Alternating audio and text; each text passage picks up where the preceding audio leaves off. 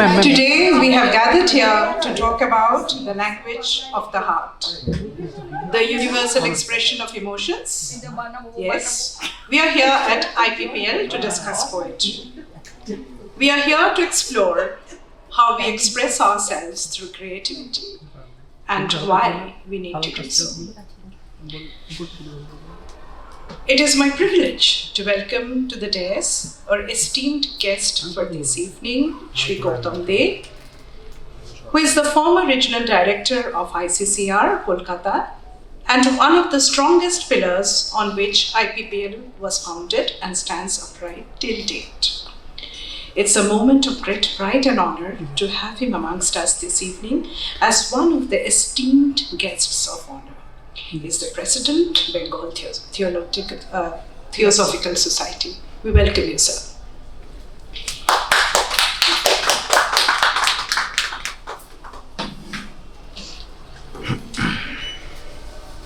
We request Ipshitali to felicitate Gautam Da.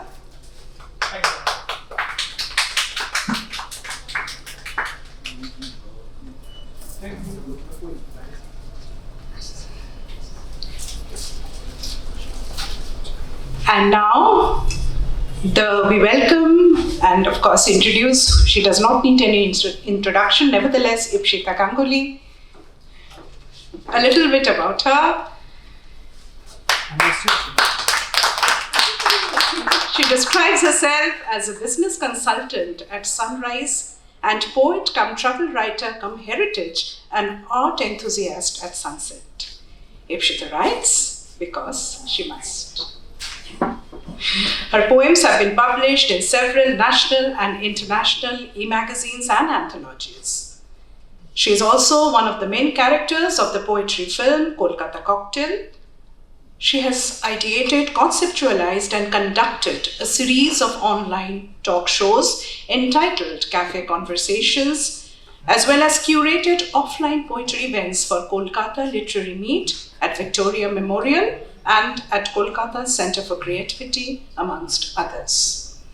Ipshita is a recipient of many literary awards, including the Order of Shakespeare Medal 2021 and the India Independence Day Global Literary Honours jointly awarded by Gujarat Sahitya Academy and Motivational Scripts World's Most Active Writers Forum for 3 consecutive years in 2020, 2021 and 2022. In 2021 and 2022. In 2023, she was felicitated in a ceremony at Oman for her poetry rendition. Some of her poems have been translated into Bengali and Assamese. She has authored 3 independent compilations of poems of love, longing, and random pondering, Rooted, India 75, and We the People. And of course, Why I Write Poetry. I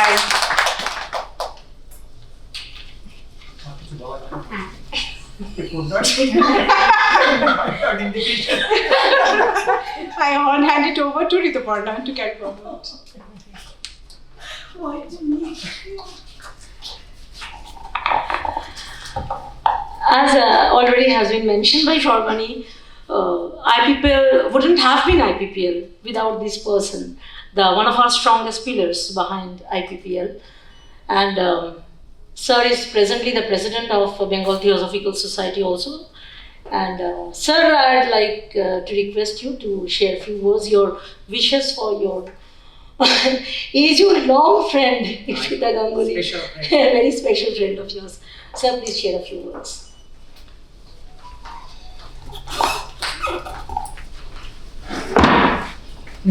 How much I need to? Good evening, my brothers and sisters. Whenever I step into this place, I feel very nostalgic and emotional because we started our journey in this beautiful place way back in 2018, and we had a long discussion with Sangjukta Di and Basui Fraser and Jaideep. And great to see that how these places evolved and it's become the most vibrant center of poetry, not only in India but also abroad. So I think this is a quite remarkable journey since then. And when I see the beautiful faces, many of them very new and many of them are very old and seasoned poets, so I feel that this is the place every student or every teacher should come at least once, because I feel it is a great temple of learning, of at least the place where we can discuss freely, independently about poetry. And I also encourage that you can also start kind of workshop, because many students want to write, content writing about the poems and poetry. I think this is the ideal place for them. And I have a special admiration for my great friend Ipshita, because we share a lot of, intense, we can say love, affection, and good wishes. And she always makes me some kind of solace in my bad time, because when I fell sick during the COVID, she's the lady who always telephoned me, how is Gautam da, and she should send food for me. And we also celebrate our birthday, my birthday, because she's twice in Calcutta Club. It's great to see that how Ipshita has evolved herself as a very mature, fine poet. And that's a great, I think, when she used to come in 2017-18, and just learning, I think, about this and trying to testing the water of this place. Now, when I see that she has now avant-garde of this, the frontliner poet of this IPPL, is a matter of great satisfaction, and her deep understanding and exploration of human existence and her beauty. The content of her poetry is so, I can say, beautifully exhibited in her poems and poetry. What I can say that you continue and grow as a great poet and inspire the other younger poets.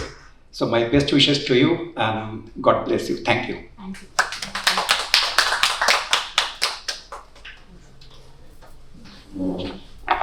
Thank you so much, sir. True that beauty, inner beauty and outer beauty is portrayed further through her beautiful poems. Before we get into the more interactive session, we have amongst us our very dear own Rupa Majumdar. Rupa Di, one of the guests of honor. She's amongst us. She's attached to Rotary Club of Calcutta, Vanessa. She's a master's in organic chemistry from Calcutta University. She's a publisher, educationist, essayist, and founder director of Raunak Publication, a new age publication house. She's the advisor of intellectual content in Techno India Group. She is the member of Confederation of Indian Industry and Cultural Association of Bengal in North America. Rupali, we are yet to do with your felicitation.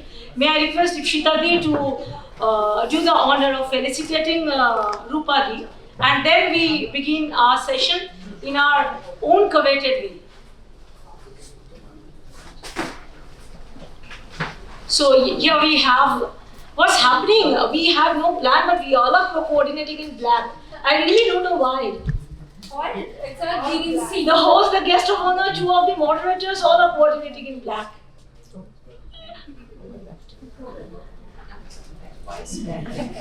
Oh, true that. Rupali, a few words from you. The podium or the hand? And I had to attend, and I started from Sector 5 at 6 o'clock in the evening, and due to this cuts to the road condition, I am here today so late. Apologies. My dear Ipshita, Rituponda is here, very dear friends and dear sisters, and my all very loved ones. So thank you for making me the guest of honor. I don't know whether I really. Anyway, a friend is always a friend, and she always thinks that I'm okay. So anyway, let me first tell that Ipshita, she's a poet, but to me she's a friend, a very near friend. And today we all are having sessions and discussions and an evening on poetry. Poetry is something which is very close to my heart. Actually, so many things happens in our life every day. sometimes joy, sometimes tragedy, sometimes pathos. But whatever we express, sometimes joy, whatever we express, that is not always a poetry. But if we can express something through a poetry, I think that is much more accepted to the people who are nearer and closer to us. Because the language of poetry, the essence of poetry, touches everybody so closely, nearly and dearly that when we go through that expression, I think everybody's touched by the language of poetry. That's the reason poet and poetess are always, nearer and dearer. And এখনো আমরা WhatsApp William Wordsworth পড়ি, এখনো Kitts পড়ি, এখনো Byron পড়ি. In the age of this digital media, where we always, carry a tab or carry a mobile, poetry is always so near to our heart that whenever we go through any sort of emotion, we cling to our poetry. We cling to our Rabindranath Tagore. And Rabindranath Tagore has written poetry for each and every emotion. Each and every emotion is expressed by Rabindranath Tagore through poetry. গানেও বোধহয় এতটা নেই, গীতিনাট্য, চিত্রনাট্য, মানে কাব্য, উপন্যাসেও এতটা নেই যতটা উনি কবিতায় লিখেছেন. So it's something, which is very close to our heart. And Ipshita, she is after all from a corporate world, but now she is known as a creative lady, she is known as a poetess, and she's known to the world, known to the Kolkata society, maybe also nationally, more as a poet, because I just started telling that poetry is something is much more accepted. So Ipshita is accepted more as a poetess rather than a corporate lady. And I suppose you have all gone through her book, Why I Write Poetry. It is something really very, very, very unique. I think I am maybe the one of the first people who আমাকে জোর করে বইটা দেবে, and I said no, I will not take the book from you. I'll just go in through an Amazon, and I'll take it through Amazon. And the moment I was just waiting for rapt attention when the book will come. And when I got the book, I unwrapped it. It was really a treasure. And I just will tell one thing that I won't compare the poetries with some other renowned people, because সেটা হয়তো বাড়াবাড়ি হয়ে যাবে. But when I think that today I'm a little down, today I'm a bit depressed, I want to be jovial, I cling to the book, read through the pages, go through the poetries, and I think, chalo, I'm up now, my mood is up. So this is what poetry does to me, this is what Ipshita's poetry does to me. And I think this is what everybody has experienced when we go through poetries, go through Ipshita's writing. Ritupan is also there. Kichudin age, in Newton Book Fair, we had inaugurated a book written by her. So you all over here are very precious to us, because in the age of digital media, when we always hold the world in our fingertips, I think the creations, the creative instinct of a human being make us a true human being. We are not robots. We are not a bunch of AI. We are human.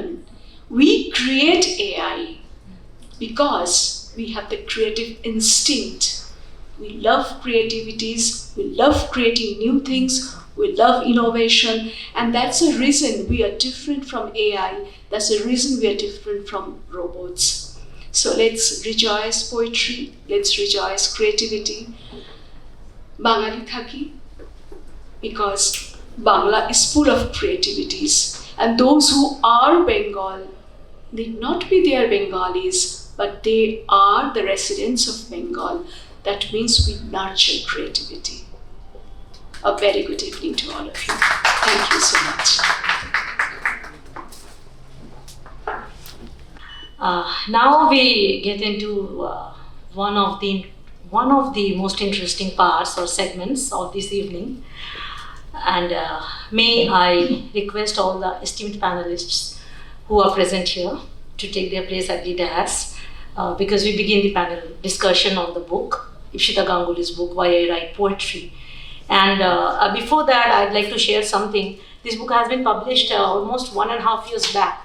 And myself and Ishita Di, we kept on telling, Cholo Didi boita niye kichu ekta kori, Chol Ritu boita niye kichu ekta kori. So that he has arrived that we are doing finally kichu ekta korchi amra.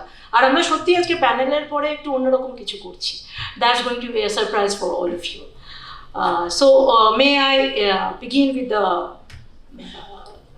panel discussion part, which will be handed over to one of the best moderators under the sky I have known ever.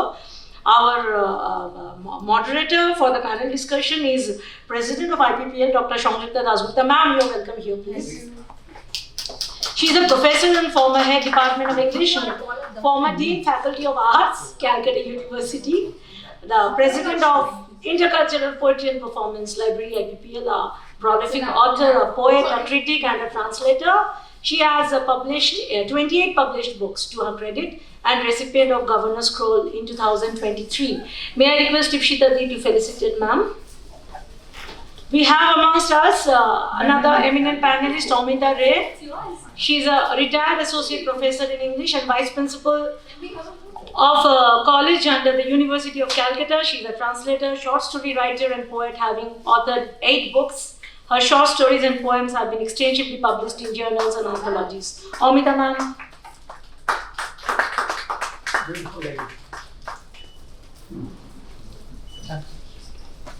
Beautiful and strong women, standing as pillars behind the cult and culture of poetry in postmodern Calcutta and postmodern India too. Thank you so much. We have Gopa Bhattacharya amongst us. She's a bilingual poet and entrepreneur, a teacher trainer. She has 2 solo poetry books in English, 1 translated book and 1 Bangla boy to her credit. Her works have been published in national and international journals. She has been featured in poetry film Kolkata Cocktail. Gopadi সম্পর্কে আরেকটা তথ্য আছে, সেটা হচ্ছে জুতো সেলাই থেকে 20 part. I don't want to go to the explanation of that. If you want to have an explanation, please inbox Gopadi. Okay, we have amongst us Maitri Bhattacharya Chaudhary. She's a poet and a writer. She has 4 books to her credit. She's the editor of the Bangalore Review, a literary journal. Her forthcoming work is centered around the eccentric genius poet Binoy Majumdar, and a book on being a planner. Her interest areas are in mapping the larger migration-related stories from the northeast of India and the sociocultural aspects that govern the growth and behavior of fungus in the lives of people in South Asia. We have amongst us a poet, author, travel story writer, translator, and a lovely photographer, the Secretary of Intercultural Poetry and Performance Library, with a good number of books added to her credit, Nishi Pulugurtha.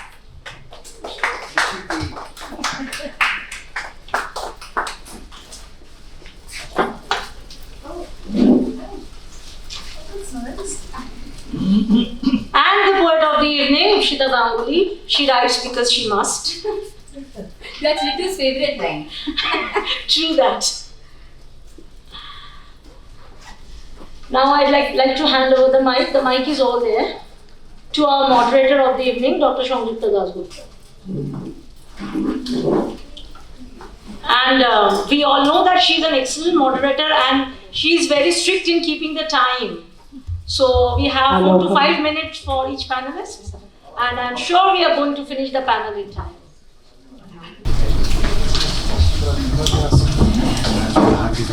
Hello everyone, good evening. Thank you for coming. Another great evening at the IPPL platform, at the ICCR library.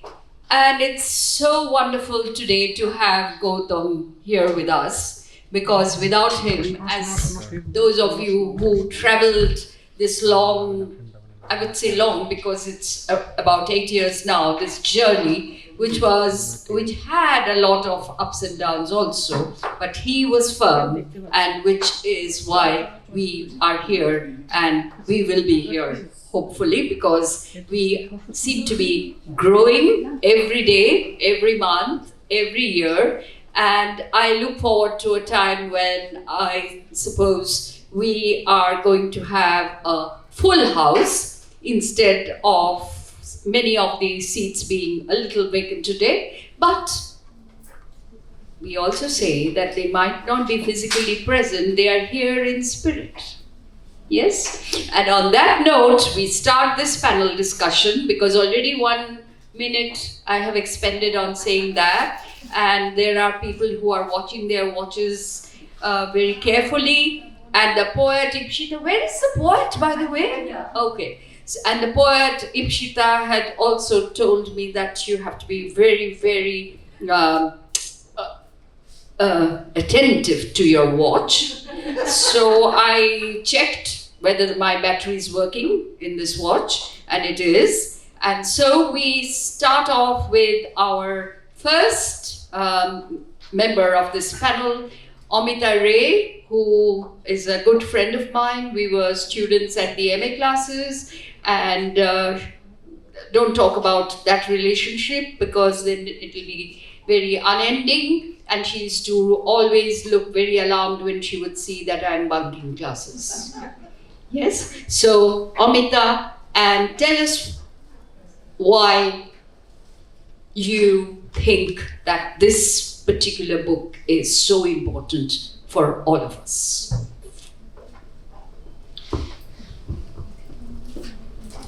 Good evening.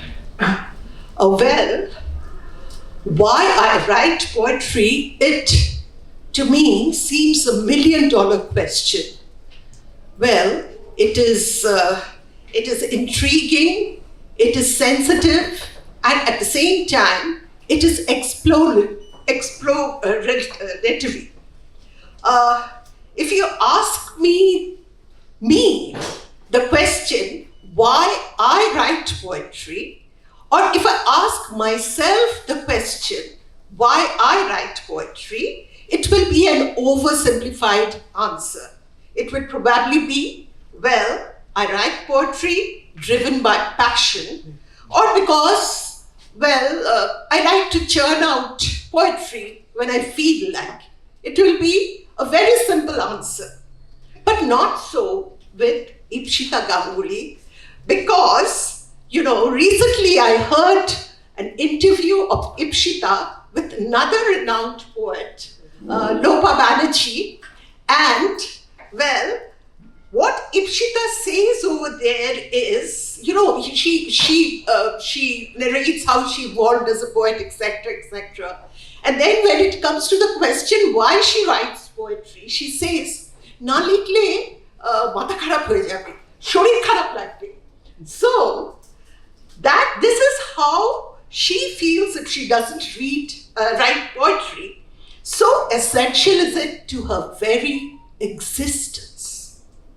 Now, another thing I would like to mention over here. We all know, we are all sort of familiar with Descartes' philosophical proposition, I think, therefore I am.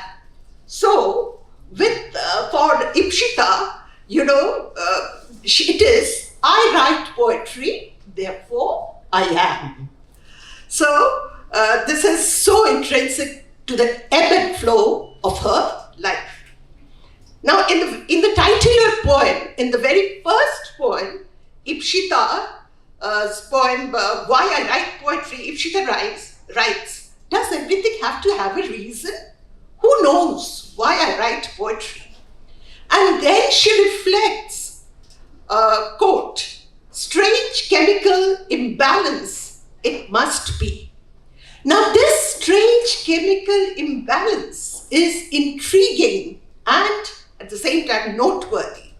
Now, medical science upholds the fact that there are many chemicals, biochemical changes in our body which triggers our mood swings, our elation, depression, hyperactivity, etc., etc.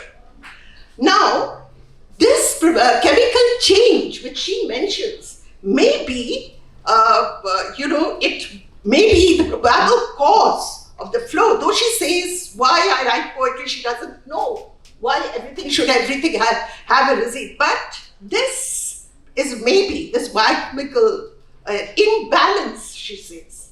This biochemical imbalance would be a probable cause of the flow of a creative juice. And another thing I'd like to remind all the poets over here that Shakespeare, in his Midsummer's Night Dream, he has chosen to put three categories of people, the lover, the lunatic, and the poets within the same bracket. So this is something, I leave it to the poets over here to ponder about. Is there a streak of insanity in all of us poets over here? Well, now, I just since because it's time is, yes, I'll wrap up. Now, it's just a little bit about this book, Why I Write Poetry. It is a collection of 82 poems, and Ipshita contours the terrain of her involvement with life, moments of joy, moments of sorrow, anguish, and solitude. Her poems oscillate between exploration and revelation, in quiet whispers of memories and power-packed, hard-hitting facts. A free-flowing, sleek and slim poems. I use both these words, sleek and slim. How beautiful, your poems are. They're very slim. And it's something, it's a idiosyncratic style, I should say. The slim poetry. A sleek and slim poetry, they invite us to a world of love and also to a world sans love. Like in the poem, Asphyxiated, she writes, she's out of hounds. Who has killed, within quotes, who has killed love? Well, and also her poems amount in nostalgic reminiscences, like the sweet fragrance of, quote, our Desh, unquote, or her yearning for childhood days in Sharadkar. Well, she writes effortlessly as the poems glide over imageries and lilted wordplay, which cascade unhindered through her poems. Her poems are usually brief, some almost minimalist, and crafted deftly in her own inimitable style. Congratulations, Ipshita, and all the best for this book and also for all your future endeavors. Thank you, Amita. You managed to just step over a little. But yes, Amita proved that she not only writes poetry and short stories, she's dabbling in chemistry and then again in gym and sleek, slim, what? And so physiognomy is as important to her as chemistry, and a book which calls itself Why I Write Poetry, a rhetorical question. So if you have it for the exam, you can read the text and get the answer. You don't have to go beyond that, because she really tells you why she writes poetry.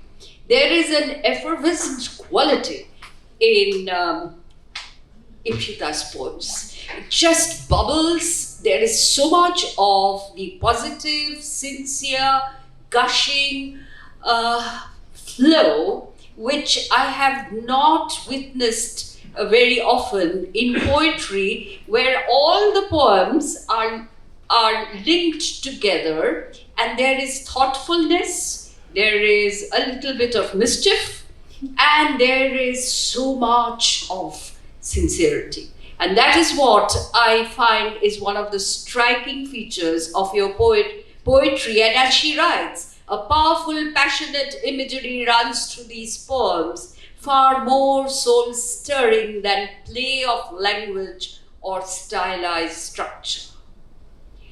It whips up emotions, visions, feelings, and brings hope. It lingers, it resounds, it reverberates, it resonates, and that is the essence of poetry.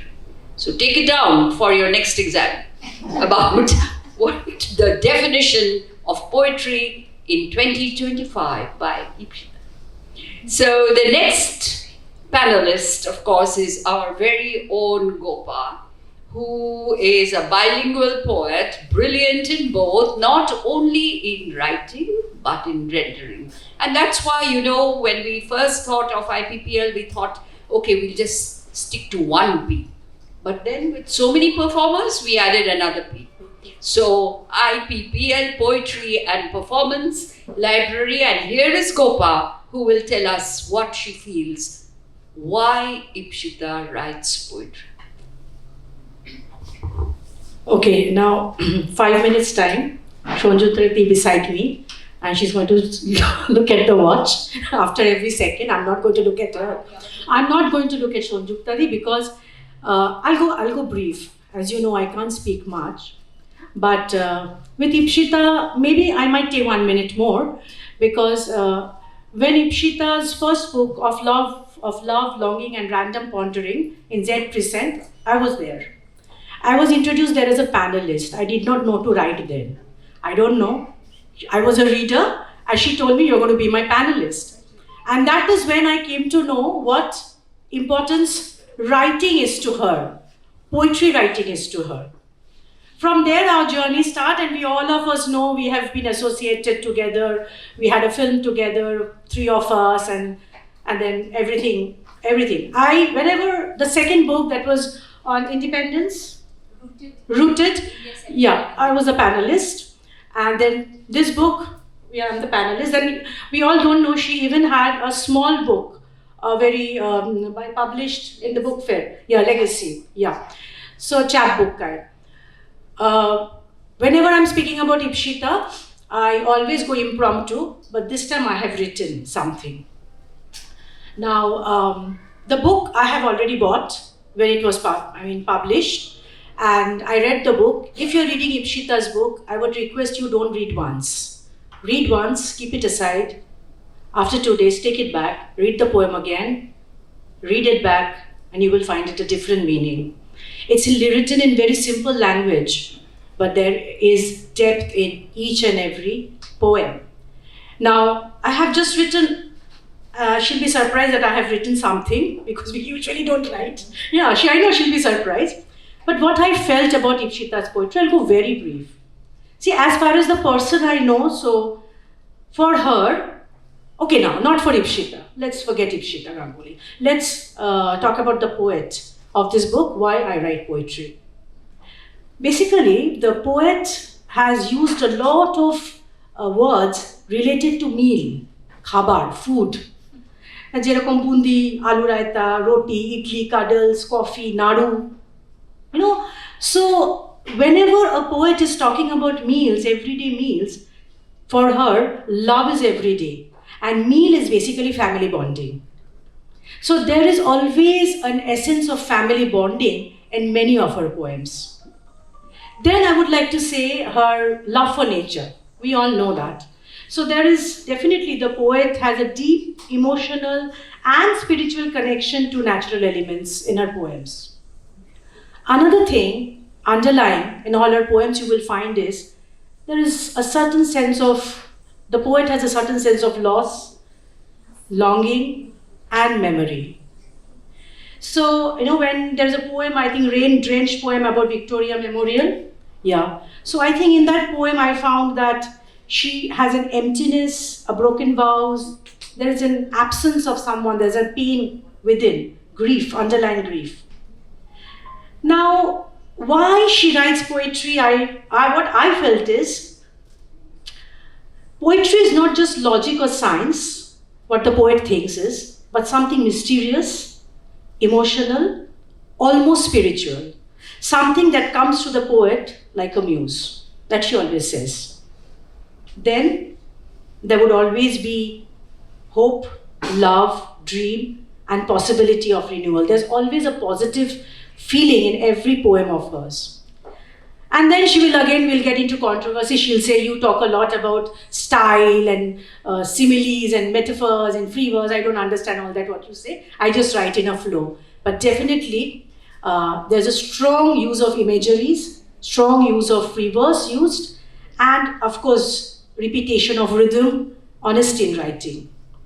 Well, I think she has blended the personal and the universal in all her poem, where there is love, survival, nature, and the need for poetry.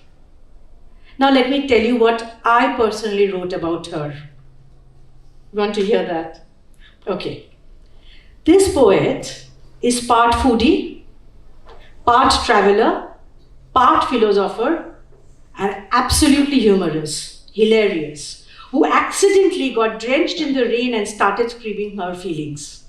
Themes: love, loss, coffee, idli sambar, and the occasional identity crisis. Style: free verse, free snacks, free emotions. If life gives you rain, this poet Ipshita Ganguly turns it into poetry. If life gives you raita, the poet eats it with a lot of joy, no complaints at all. Thank you, Ipshita. That's a wonderful book. And do I have time? Still time? No? But what about the time? Can I read one poem? One poem?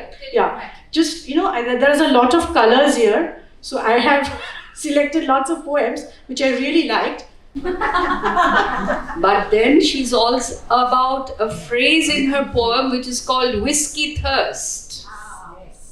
Yes, but I thought that it is more like Long Island iced tea. That's how her poems are, unless suddenly you meet a poem like which has an ethnic title, Nadi. Yes? And don't go for the Oxford English Dictionary for a meaning for this. Nadi. And these are a few lines which really struck me. Is this the same Ipshita of the Long Island iced tea? I stand today as Chinnamasta, as Chamunda, as Kali, wild, naked, raw, true. So, this is multi-dimensional Ipshita. Yes, very dynamic. Okay, now we move over to a friend of ours, Moitri Bhattacharya Chaudhary, whom we meet occasionally because she's really based in the south of India and of course the San Jose of India, you could say. And occasionally she comes here and we get to meet her and know her work. And I have even heard her recite, do you remember, at the ICCR? Yeah? So, and she writes brilliant poetry. I don't know whether you have read her, you should. And Moitri, coming from a poet and also an editor. An editor is a very, very tough job. Yes, being an editor. And so to combine editing and creating is not easy. And here is Moitri, who will tell us about Ipshita and why she writes poetry. Thank you, Shunjata-di. Good evening, everyone. I've known Ipshita for a while now, and unlike a lot of other people, she remains unchanged. Forever the happy person I saw from day one. Longest association with Moitri, actually. Yeah. And that is actually very surprising for me as a inner poet, because poets are usually so temperamental, but I have seen Ipshita as never anything but happy, bubbly, full of sparkle, wit, and all of that. And I think there are two kinds of poets really. Those who are a bit technical and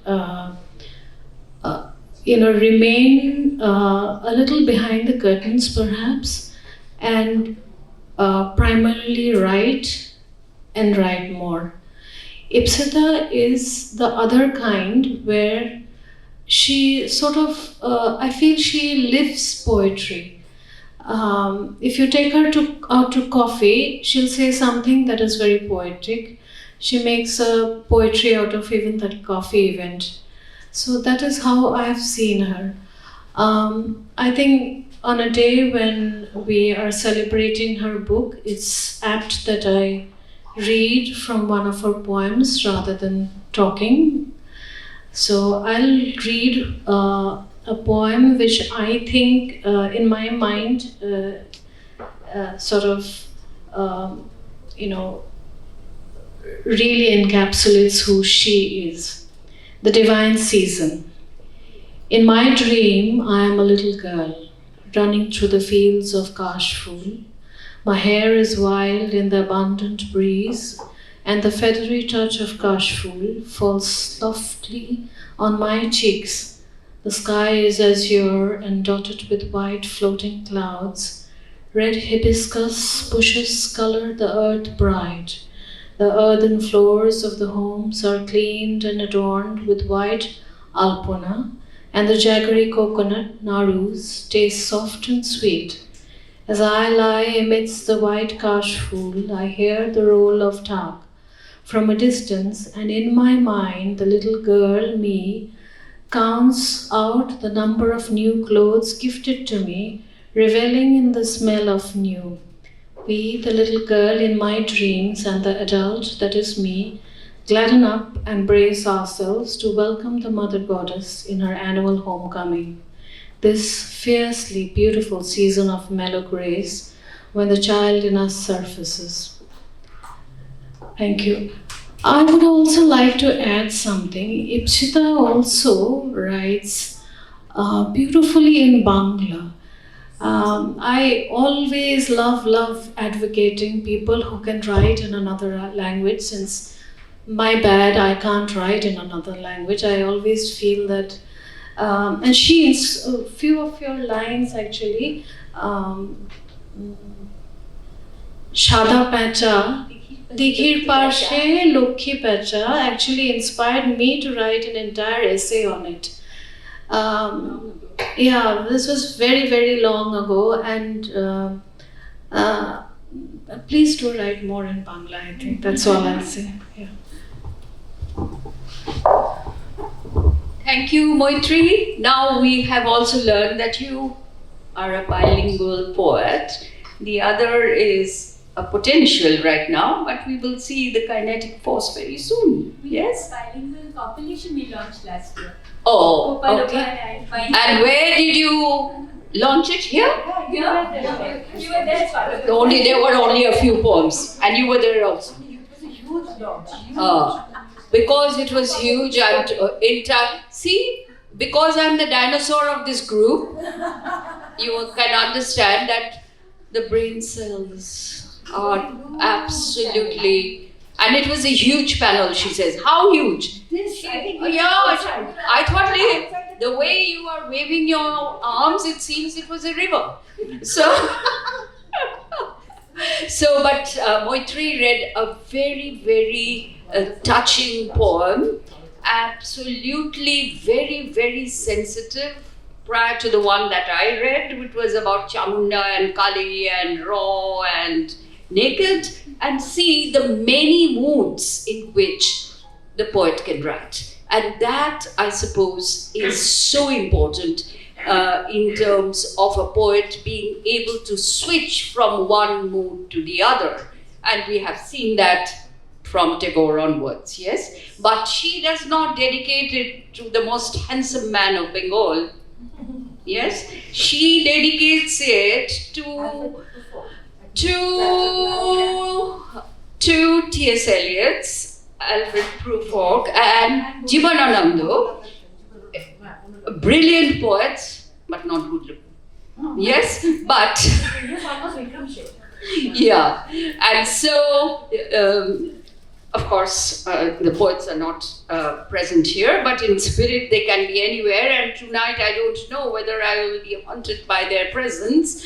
But Alfred Prufrock and Bonalata Singh, the book is dedicated to the poems, not to the poets, and that also is a very, very unique feature. Generally, we dedicate books not to poems, but to the poets, that is, to the creators. But she has dedicated it to the creations of these creators. And the two poems are pretty different from each other, if you know, and yet they come together also in some ways in terms of negotiating the terrestrial and the transcendent. And so the next panelist is absent. If we had Moitri as the editor, the next one was a vice chancellor. But she is absent. I'm sure she had to be present in some other event. Vice chancellors are very, very busy people. And so we now go over to Nishi Pulugurta.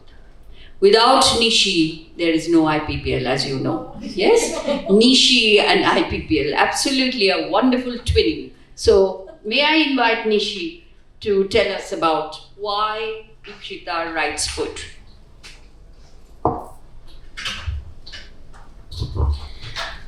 Thank you so much. Without all of us, there is no IPPL. So I'll just briefly talk about my own thoughts about reading why I write poetry. When I came across the book, the first thing that struck me is the title. It's always wonderful to read about writing. Why does someone write? How does someone write? You know, the creative process, the causes that make one write about something, how one begins to write.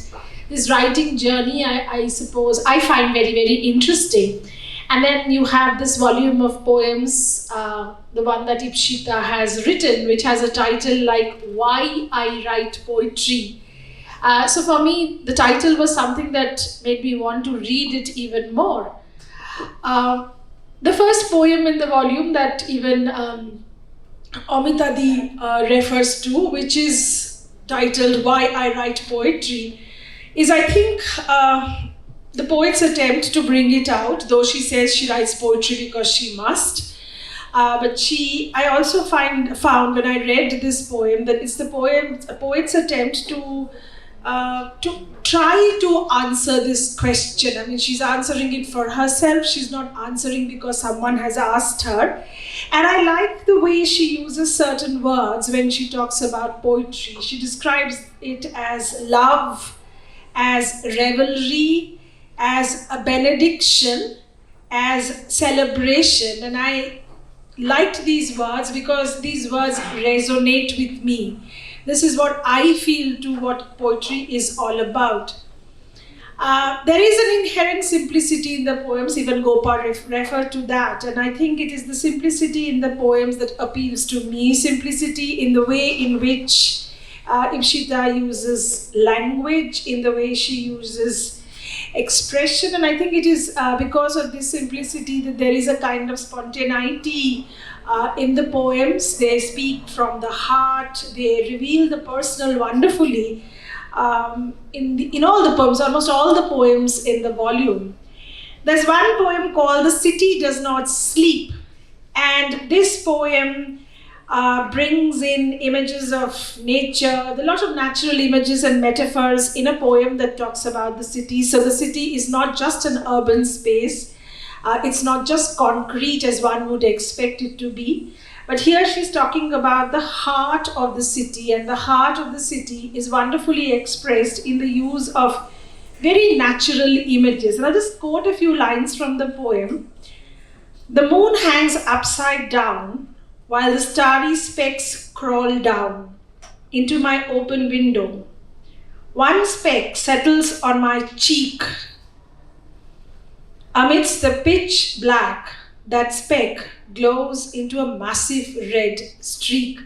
And there's also a very strong visual element in these lines, which I found very interesting.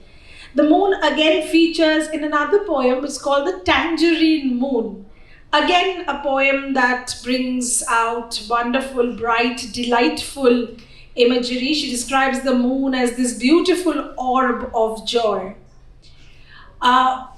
I just refer to one more poem before I end. It's called Between the Mundane and the Magic. This is the name of a poem in the volume. And I also think that this title wonderfully describes the poems in the volume. They talk about the mundane, they talk about the routine, they talk about the regular, they talk about what one sees around the world. But at the same time, in the way in which she uses thoughts, weaves thoughts and expressions, this mundane, this routine becomes something out of the world. It becomes almost magical, takes us for a while into another realm. So it's been a pleasure reading your poems, Ipshita. All the best with this book and looking forward to many more. Thank you. Thank you, Nishi. And Nishi again has read the poems with a lot of engagement and now that we have come to the very end of this panel discussion about why Ipshita writes poetry and why perhaps she has spoken for all of us. It's Ipshita's voice alone.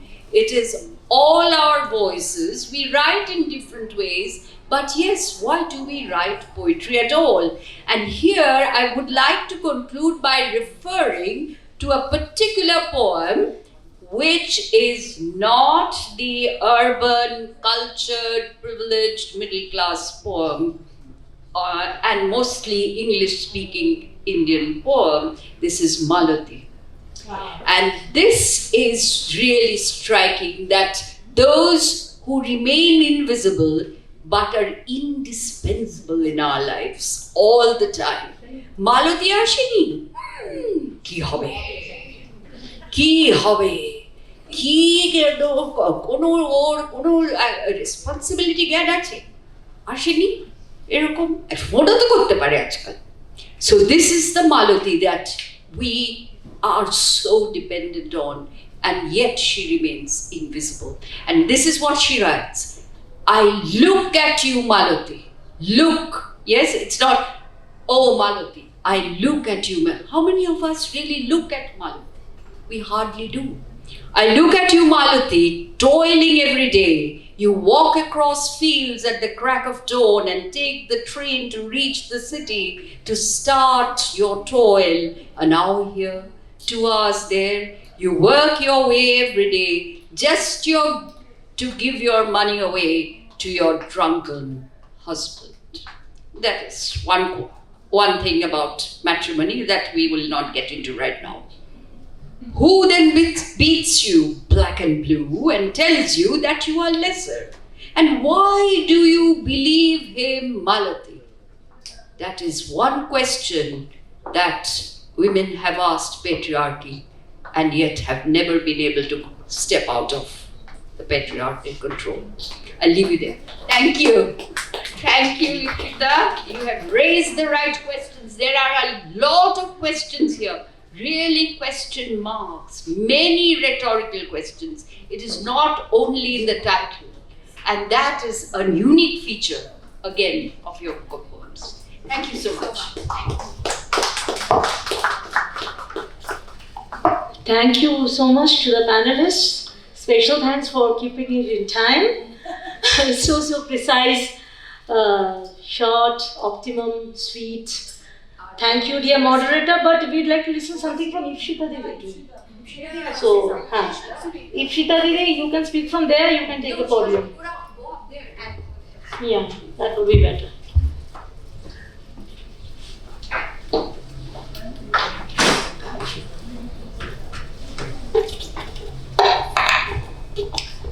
I'm just. This is easier.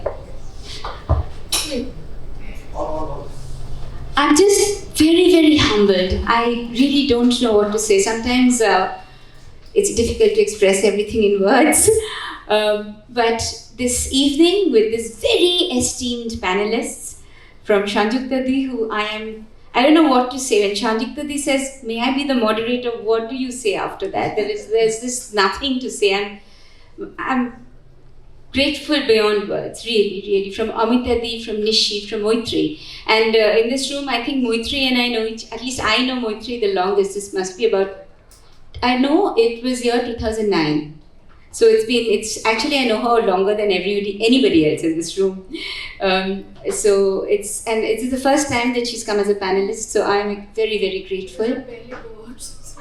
I know, and it's difficult to get you in this city. We've been talking about a coffee for years. Now, actually years. Gopa, of course, as she rightly mentioned, has been my panelist for each and every book. She's a friend, a very dear friend. We are missing Dr. Nandini Shahu. She's stuck in Purulia. It's raining and she's still on the way because I requested her to come. Even if the panel is over, just come. So I don't know. We've missed her as a panelist. But this extremely erudite, extremely humbling panel, and the way each and every panelist has read, the depth that they have gone into for my book is something that I can only bow in gratitude. So thank you so much. Should I end with a poem? Yes.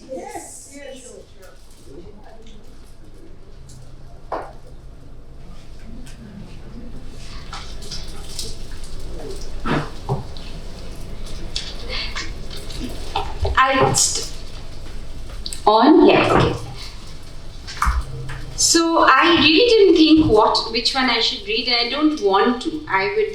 Let me just read whatever comes my way. This one's called Molten. That's what the book is open to. Molten gold is often thrown away, too close to fire. They say obtuse and difficult. But then, see the fire there, the spark and glow, and how the rocks soak it in, radiate its warmth, its coldness melting in the glow of gold. But then the gold, the rocks, the cold, the warmth goes up in smoke, dissolve they do as they are meant to. And so, while we transgress, we glow, we melt into nothingness.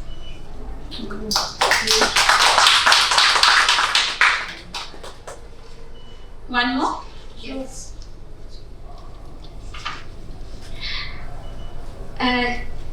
This one's very different. This is called Forever Free. Tonight my womb died, shrunkled, shriveled, corpsed, and all the flowers died within me. My womb and the flowers decomposed together, letting out one silent yelp and a rotten stench. Tonight, I liberated myself from every bond that held me dear. Now I had no fear to march ahead. I'm a tree trunk made of dead wood. My leaves are shed. When you killed my girl in my womb, I vowed not to die, but to march ahead, beyond fear, beyond care, beyond oneself, to set her soul free. May my girl live forever in me. And I'll end with a very favorite poem of mine.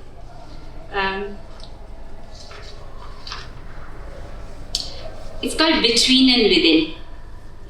Somewhere between your mountain top and my seashore dreams, between your shadow and my abyss, between the play of light and darkness, between the 1,000 buzzes that continuously fill our lives, somewhere within your raw wounded heart and the incessant hammering in my head, somewhere within your lost offspring and my unborn child, somewhere within what should and should not be, we found ourselves between love and within it, like a deep bleeding cut that threatens to overflow, but also like a young gurgling spring that heals us both.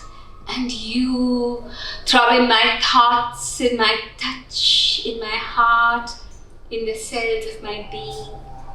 This then is it. This moment hung in time, nothing backward, nor forward, nor wayward. We live 1,000 lives over in this one moment, savoring it between and within us. We roll it over, this love in our minds, between our mountain top and seashore dreams, even as we know that this throb, this touch, this life is ephemeral, and you will grow up in your cigarette smoke, and I will drown in my Diet Coke.